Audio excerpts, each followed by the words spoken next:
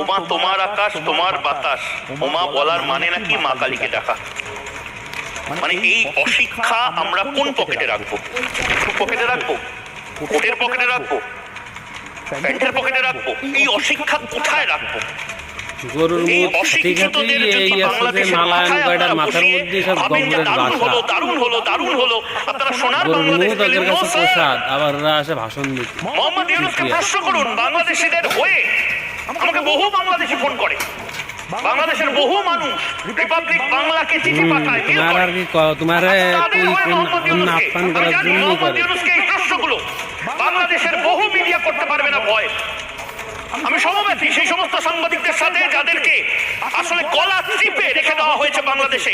মোহাম্মদ ইউনূস এবং তার সরকার, তার দুর্বল সরকার মার্কিন যুক্তরাষ্ট্রের দালালি করতে গিয়ে বাংলাদেশের মানুষকে গোলাম বানাচ্ছে।